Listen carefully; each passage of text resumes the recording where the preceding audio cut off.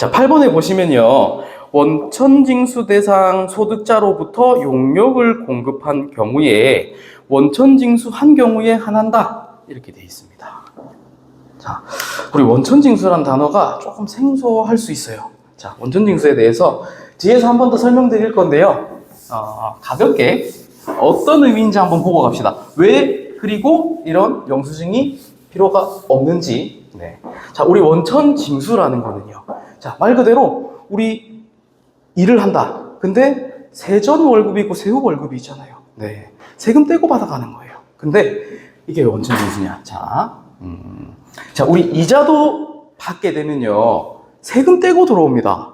세금 떼고, 알아서 세금 떼고 들어와요. 자, 저는 한 1년에 한 이자 1,000원 정도 받습니다. 네, 오히려 내는 게 더 많아요. 네. 그래서, 자, 제가, 이자를, 자, 1,000원을 받았습니다. 은행에서요. 그래서, 이자를 제 통장에 어느 날 보니까 띠링 하고 알람이 울려서 봤는데 이자 1,000원 이렇게 들어와 있어요.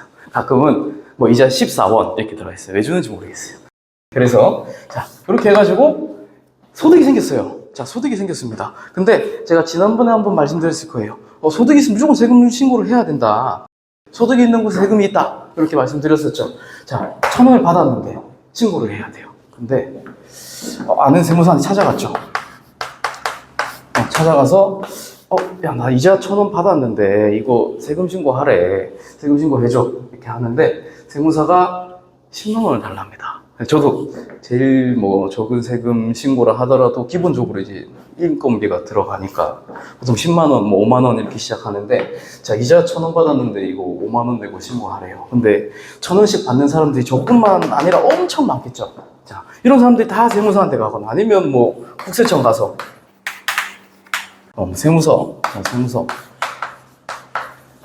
자, 나 1,000원 받았는데 세금 신고하러 왔어요. 하면 마비됩니다, 마비가 돼요. 그래서 이거를 좀 더 편하게 할 수 있는 방법이 없을까라고 고민을 해서, 그러면, 자, 은행아, 네가 1,000원 줄 때, 15.4%. 자, 이 숫자는 크게 중요하지 않아요. 자, 이걸 떼서, 뭐 얼마죠? 얼마죠? 네. 800 얼마? 맞나요?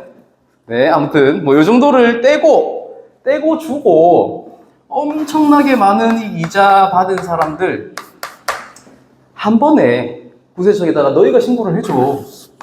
왜냐면 너희들은 회계팀도 있을 거고 세무사도 있을 거고 한 번에 이렇게 하면 굳이 이 사람들이 할 필요 없잖아. 그리고 국세청 입장에서 굉장히 편하겠죠. 그래서 내가 소득을 지급을 할 때 돈 주는 사람이 어떤 소득의 원천이 되는 사람이 세금을 먼저 떼서 줘라 라는 겁니다. 그런 개념이에요. 이렇게 하게 되면요, 이 사람들은 또 세금을 안 낼 수는 없겠죠. 이 사람 뜯어가니까. 그리고 이 사람은 내 돈이 아니니까 함부로 막막 떼겠죠. 자, 그러면 세수에 대한 누락도 없어지고 세금 신고도 잘 들어올 거고. 그렇게 해서 만든 제도가 원천징수라는 겁니다. 자, 우리 근로소득도 돈 떼가지고 죽겠죠? 몇 프로씩 떼가고 막. 자, 우리 이것도 마찬가지로 우리 돈을 지급하는 사장, 우리 원천에서 세금을 띄고 주고요. 그러고 나서 사장이 국세청에 바로 신고를 해버립니다. 그렇게 되면 20명, 30명이 있는 근로자가 한 번에 사장이 신고하게 되면 굉장히 간편하겠죠. 그래서 이런 거를 원천징수라고 합니다. 그래서 여기에 대해서도 조금 더 깊이 들어가서 배울 겁니다. 소득이 높아지면 세율도 네. 올라가잖아요. 그럼요. 원천징수는 그냥 정해져 있는 거 아닙니다. 그것도 알려드릴 거예요. 역시 예리하시네요. 네. 맞습니다. 네, 예리하십니다. 자, 그래서 원천징수 하는 경우에 아까 말씀드렸던 현금영수증, 세금계산서 이런 거 끊어줄 수가 없죠. 우리 직원 일하고 돈 받아가는데 현금영수증 해줘. 네, 세금에서 좀 끊어줘. 이렇게 할 수가 없기 때문에 우리 원천징수 영수증이라는 걸로 이런 증빙 서류를 대체를 할 겁니다. 그리고 우리가 회계사무실 같은 경우에 매월 원천세 신고를 한다라고 하거든요. 그러면 우리 원천 같은 경우는 거의 매월 신고를 하는 게 많이 있습니다. 그래서 그런 경우에 이런 원천을 신고를 하고 세금을 떼고 얼마를 떼야 되는지 계산을 하는 거, 이런 것들을 주로 하게 되는 거죠. 그래서 우리 559페이지에 4번 보면요, 내가 실제로 돈을 썼는데 어쩌다 보니 영수증을 안 받은 경우도 있겠죠. 그런 경우에는 일부 가산세 내면 우리 인정해 줄게. 안 받은 건 네 잘못이니까. 근데 내가 돈을 쓰지도 않고 내가 이만큼 썼으니까 인정해 줘 라고 하게 되면 그건 가공경비예요. 그래서 우리 가산세를 매기는 건 내가 실제로 돈을 썼고 그걸 내가 입증을 할 수 있고 하는 경우에 우리 가산세를 붙여서라도 비용으로 인정을 해준다 라는 겁니다. 여기까지가 우리 지출 증빙에 대한 내용들이에요. 그래서 내가 쓴 것으로 인정받기 위해서 이런 것들을 받아야 된다라는 겁니다. 566페이지 본격적으로 우리 소득세를 한번 시작해 보겠습니다. 네. 저는 사실 회계보다는 전 좀 세무가 재밌어요. 세무가 그냥 재밌어요. 네. 그냥 뭐 읽어보고 뭔가 정치가 이렇게 경제가 바뀌면은 세법도 따라서 바뀌기도 하고 도움을 많이 줄 수도 있고 사실 실생활에서 가장 많이 좀 쓰이기도 하고 회계보다는. 근데 세무가 재밌어지려고 하면 제 생각에는 회계가 그냥 기본적으로 갖고 놀 수 있어야 될 것 같아요. 그래야 어떤 세무의 참맛을 좀 느낄 수가 있거든요. 그래서 제가 생각할 때 회계는 굳이 비유하자면 숟가락질, 젓가락질. 네. 세무는 음식입니다. 네. 음식의 맛. 무슨 이상한 소리 하냐 이런 게 아니고, 네. 내가 숟가락질 잘해야지. 네, 젓가락질 잘해야지. 라면을 건져 먹으면서 맛을 느낄 수가 있고, 스테이크를 썰어 먹을 수가 있고. 그쵸? 그래서 세무를 정확하게 알고 좀 즐기고 좀 재밌다라고 하려고 하면 이 기본적인 숟가락질, 젓가락질은 그냥 자동으로 돼야 되는 것 같아요. 그래서 요거를 탄탄히 하고 요것도 잘 탄탄히 하셔야 될 것 같아요. 전에 이제 말씀드렸듯이 치킨을 굉장히 좋아하고요. 치킨이 1등 음식. 치킨 제일 좋아하고 두 번째로 라면입니다. 라면이에요. 그래서 저는 밥 먹을 때 크게 돈을 많이 안 써요. 그래서 짜파게티가 질리면은 너구리 이런 거 끓여 먹고, 너구리 질리면은 또 불닭볶음면 끓여 먹고. 근데 제가 이렇게 면을 너무 좋아하다 보니까 갑자기 숟가락 얘기가 나와서 그런데 저는 이제 면을 웬만하면 잘 안 잘라 먹거든요. 냉면 이런 거 먹을 때 잘 안 잘라 먹고. 그 면을 좋아하는 사람들의 지켜야 될 그 고집, 아집 같은 게 있어요. 네. 면치기도 해야 되고. 근데 어쩔 수 없이 거래처랑 이렇게 밥을 먹고 나면 이제 짜장면 잘게 부숴서 먹는데, 제가 이렇게 육개장 중에 김치라면 이렇게 돼 있는 거 있죠. 네. 이걸 제일 좋아하거든요. 면의 굵기도 굉장히 좋은 것 같고, 그리고 한 3분 한 37초 정도 딱 기다렸다 열면 꼬들꼬들해지기 전, 꼬들꼬들과 약간 퍼지기 딱 그 전 사이거든요. 네. 그렇게 해서 저는 이제 젓가락이 이렇게 있죠. 이렇게 한번 드셔보세요. 젓가락이 이렇게 있는데 면을 이렇게 건지잖아요. 건지면 이렇게 건지지 않습니다. 이렇게 건지지 않고 아주 조심스럽게 요렇게 돼요. 네. 이렇게 하고 2번 정도 불어서 살짝 온도를 식혀주고요. 그렇게 하고 나서 다시 한번 찍어서 먹습니다. 끝까지 쭉 먹어요. 맛있어요. 그렇게 하고 입에 넣고 국물 한번 더 먹으면요, 온도도 괜찮고요. 네, 맛있습니다. 네. 그래서 이렇게 젓가락질 잘해야 회계를 잘해야 세무의 어떤 참맛을 느낄 수가 있다라는 겁니다. 네. 쓸데없는 이야기 했네요. 네. 자, 그래서 소득세 총론부터 한번 나가보겠습니다. 우리 소득세는요, 개인이 납부하는 세금이에요. 개인이 납부하는 세금이고,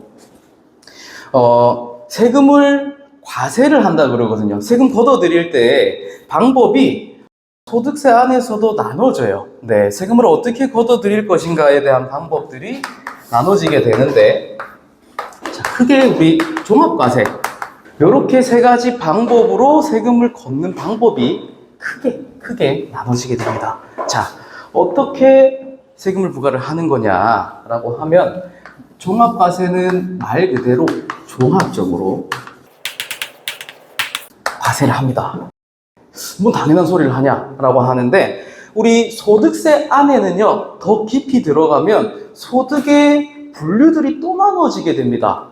어떻게 돈을 벌었는가에 따라서 이자 소득이라는 것도 있고요. 우리 월급을 받게 되면 근로소득, 사업소득, 연금소득, 뭐 있죠? 기타 소득, 뭐 이렇게 다 나눠지거든요. 이거를 다 합쳐서 종합적으로 1년에 네가 그래서 총 얼마 벌었는데 라는 걸 가지고 계산을 하는 게 한 가지 방법이 있고요. 분류과세라고 해가지고요. 보통 집 한 거, 퇴직금, 자, 이런 것들이 분류과세라는 방법으로 세금을 걷어 나가는데요. 집 한 거, 이런 거는요, 내가 올해 돈 번 거랑 크게 상관이 없어요. 내가 10년 동안 가지고 있던 집 팔았는데, 여기 합쳐가지고 하는 것보다요. 자, 이것만 가지고 우리 세금을 낼게. 퇴직금도 마찬가지로 내가 20년 동안, 오랜 기간 동안 내가 누적되어 온 소득이잖아요. 근데 우리 종합소득 같은 경우에는 내가 1년 동안 번 소득에 대해서 세금을 부과를 하는 거거든요. 근데 20년 동안, 30년 동안 내가 가지고 있던 게 올해 세금을 부과를 하는 거죠. 그래서 나누어서 과세를 하게 됩니다. 네, 딱 요 두 가지. 네, 그거를 양도소득, 퇴직소득 이렇게 이야기합니다. 자, 그리고요 분류도 있고 분리도 있어요. 자, 분리과세는요 우리 이자도 아까 받으면 제가 신고해야 된다 그랬죠. 근데 신고를 보통 안 하고 다 넘어가시죠. 원천징수로만 해서 원천징수해서 끝나버리는 소득에 대해서 우리 분리과세라고 합니다. 우리 분리과세를 하는 목적은요, 편의성 이런 것들이 많이 들어가 있어요. 세율도 조금씩 다릅니다. 그래서 조금 더 깊이 들어가 볼게요. 자, 이렇게 해서 원천징수로만 세금 신고 납부 업무를 끝내버리는 소득, 이런 것들을 우리 분리과세 소득 이렇게 표현을 해요. 네, 그래서 하나하나씩 들어가서 깊이 배워보겠습니다. 자, 그래서 우리 566페이지에 우리 종합과세 방법이라고 해가지고요, 우리 원칙이라고 그랬죠. 그래서 일반적으로 제일 많이 접하는 우리 원칙 중에서 우리 1번에 보시면은 이자소득, 배당소득, 사업소득, 근로소득, 연금소득, 기타소득 이렇게 우리 6가지를 합산해서 종합적으로 세금을 부과를 한다라는 게 우리 종합과세고요. 자, 우리 2번에 예외 있습니다. 예외가 1번에 분리과세 되어 있는데요. 일정한 소득에 대해서는 종합소득으로 과세하지 않고 분리해서 과세한다. 그래서 이제 구분해 보시면은 금융소득, 근로소득, 연금소득, 기타소득 이런 게 있구나 하고 넘어가시면 되고요. 분류과세는 소득은 종합소득과 퇴직소득, 양도소득으로 구분하는데 퇴직소득, 양도소득 아까 말씀드렸죠. 이런 것들은 장기간 동안 형성된 것이라는 특징이 있기 때문에 나누어서 따로 세금을 부과를 합니다. 왜 따로 하는지 조금 있다가 우리 세율 이런 거를 공부를 하게 되면 어떤 이점이 있는가라는 것들이 보일 거예요. 자, 근데 여기서는 여기까지만 하고 이렇게 세금을 부과하는 방법이 있구나라는 것만 한번 보고 넘어갑시다.